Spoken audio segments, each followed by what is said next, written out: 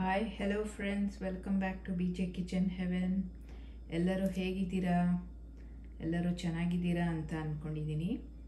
ಇವತ್ತು ಸೀಮೆ ಬದನೆಕಾಯಿ ಯೂಸ್ ಮಾಡಿಕೊಂಡು ಗ್ರೇವಿ ಮಾಡ್ತಾಯಿದ್ದೀನಿ. ಸೊ ಇದನ್ನು ಇಲ್ಲಿ ಕಯೋಟೆ ಅಂತಾರೆ, ಚಯೋಟೆ ಅಥವಾ ಕಯೋಟೆ. ಸೊ ಇದನ್ನು ಹೇಗೆ ಮಾಡೋದು ನೋಡೋಣ ಬನ್ನಿ. ಸ್ಟವ್ ಮೇಲೆ ಒಂದು ಪ್ಯಾನ್ ಇಟ್ಟಿದ್ದೀನಿ.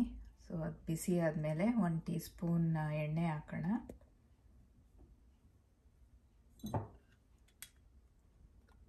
ಕ್ವಿಕ್ಕಾಗಿ ಒಂದು ಮಸಾಲೆ ಮಾಡ್ಕೊಂಬಿಡೋಣ. ಸೊ ಎಣ್ಣೆ ಕಾದಿದೆ. ಇವಾಗ ಒಂದು ಸ್ವಲ್ಪ ಬ್ಯಾಡಗಿ ಮೆಣಸಿನ್ಕಾಯಿ, ಆಮೇಲೆ ಒಂದು ಸ್ವಲ್ಪ ಗುಂಟೂರು ಮೆಣಸಿನ್ಕಾಯಿ ಹಾಕ್ತಿದ್ದೀನಿ. ಸೊ ಒಂದು 4-5 ಗುಂಟೂರು ಮೆಣಸಿನ್ಕಾಯಿ ತೊಗೊಂಡಿದ್ದೀನಿ, ಒಂದು 4-5 ಬ್ಯಾಡಗಿ ಮೆಣಸಿನ್ಕಾಯಿ ತೊಗೊಂಡಿದ್ದೀನಿ. ಸೊ ಇದು ಖಾರಕ್ಕೆ ಎಷ್ಟು ಬೇಕೋ ಅಷ್ಟು ನೋಡಿ ಹಾಕ್ಕೊಬೋದು. ಸೊ ಧನಿಯಾ ಕಾಳಕ್ಕೆ ಬದಲು ನಾನು ಧನಿಯಾ ಪೌಡರ್ ತೊಗೊಂಡಿದ್ದೀನಿ. ಸೊ ಇದು ಲಾಸ್ಟಲ್ಲಿ ಹಾಕ್ಕೊತೀನಿ. ಸೊ ಜೀರಿಗೆ 1 ಟೀ ಸ್ಪೂನ್ ಹಾಕ್ತಾಯಿದ್ದೀನಿ. ಒಂದು 2-3 ಬೆಳ್ಳುಳ್ಳಿ,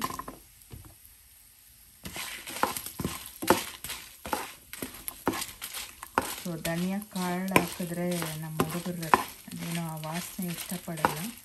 ಸೊ ಅದಕ್ಕೆ ನಾನು ಧನಿಯಾ ಪೌಡರ್ ಯೂಸ್ ಮಾಡ್ತಿದ್ದೀನಿ. ಸೊ ಧನಿಯಾ ಕಾಳು ಇಷ್ಟಪಡೋರು ಅದನ್ನು ಹಾಕ್ಕೊಬೋದು.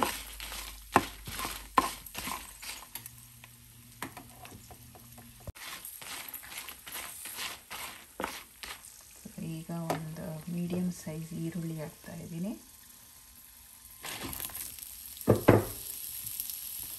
ಸೊ ಇದನ್ನು ಸ್ವಲ್ಪ ಚೆನ್ನಾಗಿ ಎಣ್ಣೆ ಹುರ್ಕೊಳ್ಳೋಣ.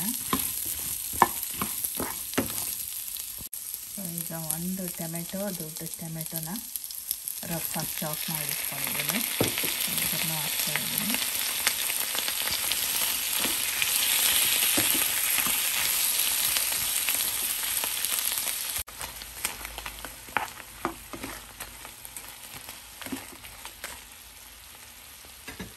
ಸೊ ಈಗ ಇದಕ್ಕೆ ಧನಿಯಾ ಪೌಡರ್ ಹಾಕ್ತಾಯಿದ್ದೀನಿ ಲಾಸ್ಟಲ್ಲಿ. ಸೊ ಇದು 1.25 ಟೀ ಸ್ಪೂನ್ ಇದೆ.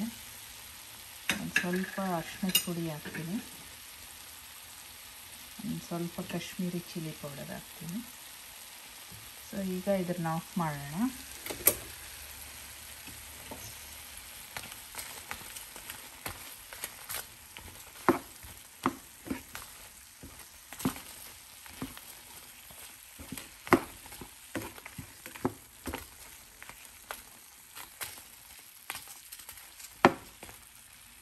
ಸೊ ಇದು ತಣ್ಣಗಾಗಲಿ. ಸೊ ಈಗ ಈ ಸೀಮೆ ಬದನೆಕಾಯಿ ಸಿಪ್ಪೆ ತೆಗೆದು ಅದು ಒಳಗಿರೋ ಬೀಜನ ತೆಗೆದ್ಬಿಟ್ಟು ಇದನ್ನು ಚಿಕ್ಕ ಚಿಕ್ಕದಾಗಿ ಕಟ್ ಮಾಡಿ ಇಟ್ಕೊತೀನಿ. ನೋಡಿ, ಈ ಥರ ಸಿಪ್ಪೆ ತೆಗೆದು ಇವಾಗ ಅದನ್ನು ಸಣ್ಣ ಸಣ್ಣದಾಗಿ ಕಟ್ ಮಾಡಿ ಇಟ್ಕೊತೀನಿ. ನೋಡಿ, ಈ ಮಧ್ಯದಲ್ಲಿ ಬೀಜ ಇರುತ್ತಲ್ಲ ಅದು ತೆಗೆದ್ಬಿಡ್ಬೇಕು. ನೋಡಿ, ಈ ಥರ ಕಟ್ ಮಾಡಿ ಇಟ್ಕೊಂಡಿದ್ದೀನಿ. ಸೊ ಇದನ್ನು ಇವಾಗ ಬೇಯಿಸೋಣ. ಸ್ಟವ್ ಮೇಲೆ ಒಂದು ಪಾತ್ರೆಯಲ್ಲಿ ನೀರಿಟ್ಟಿದ್ದೀನಿ. ಸೊ ಅದಕ್ಕೆ ಈ ಕಾಯಿನ ಹಾಕೋಣ.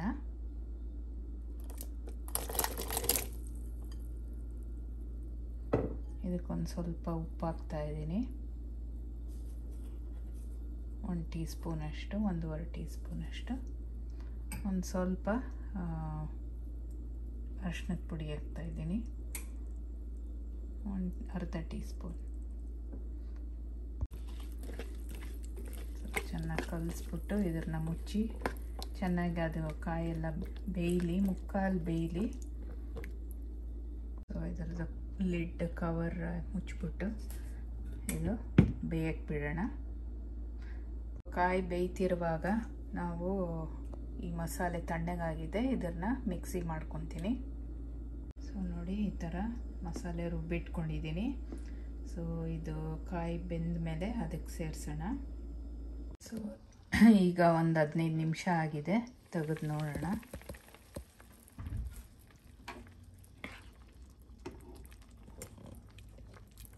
ಸೊ ನೋಡಿ, ಬೆಂದಿದೆ.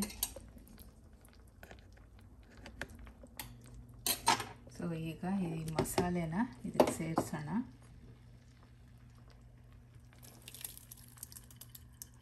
ಸೊ ನೀರು ಎಷ್ಟು ಬೇಕೋ ಕಾಯಿ ಬೇಯಕ್ಕೆ ಅಷ್ಟು ಮಾತ್ರ ತೊಗೊಬೇಕು. ಸೊ ಇದನ್ನು ಚೆನ್ನಾಗಿ ಮಿಕ್ಸ್ ಮಾಡೋಣ.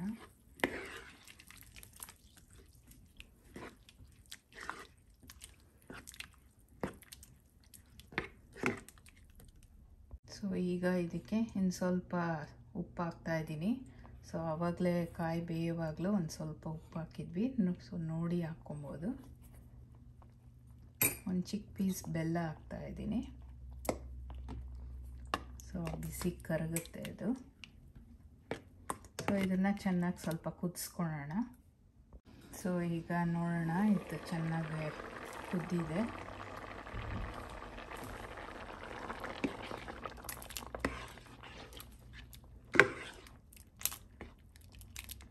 ನೋಡಿ, ಸೊ ಚೆನ್ನಾಗಿ ಬೆಂದಿರಬೇಕು ಕಾಯಿ. ಸೊ ಈಗ ಇದಕ್ಕೊಂದು ಒಗ್ಗರಣೆ ಹಾಕ್ಕೊಳ್ಳೋಣ. ಸ್ವಲ್ಪ ಎಣ್ಣೆ ಹಾಕ್ತಿದ್ದೀನಿ. ಸ್ವಲ್ಪ ಸಾಸಿವೆ ಹಾಕ್ತಾಯಿದ್ದೀನಿ. ಒಂದೆರಡು ಒಣಗಿದ ಮೆಣಸಿನ್ಕಾಯಿ, ಸ್ವಲ್ಪ ಕರಿಬೇವಿನ ಸೊಪ್ಪು,